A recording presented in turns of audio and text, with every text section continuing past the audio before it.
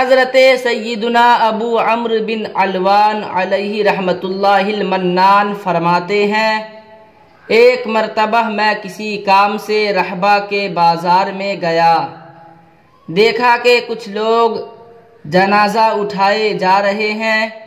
میں نماز جنازہ کے ارادے سے ان کے ساتھ ہو لیا۔ تدفین کے بعد جب واپس ہوا تو بلا ارادہ ایک حسین و جمیل عورت پر نظر پڑ گئی اور میں اسے دیکھنے لگا۔ پھر نادم ہو کر انا للہ و انا الیہ راجعون کہتے ہوئے نگاہ پھیر لی اور اللہ رب العزت جل جلالہ سے اپنے اس فعل کی معافی چاہتے ہوئے گھر چلا آیا۔ گھر پہنچا تو بوڑھی خادمہ نے حیران ہوتے ہوئے کہا، یہ آپ کا چہرہ سیاہ کیوں ہو گیا؟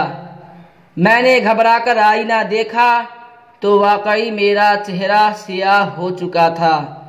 میں سوچنے لگا کہ آخر ایسا کون سا گناہ سرزد ہو گیا جس کی نحوست سے مجھ پر یہ مصیبت آ پڑی۔ پھر خیال آیا کہ اس غیر عورت کو دیکھنے کی وجہ سے اس عذاب میں گرفتار ہوا ہوں۔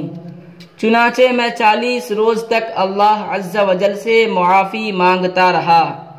پھر خیال آیا کہ مجھے اپنے مرشد کامل حضرت سیدنا جنید بغدادی علیہ رحمۃ اللہ الہادی کی بارگاہ میں حاضر ہونا چاہیے۔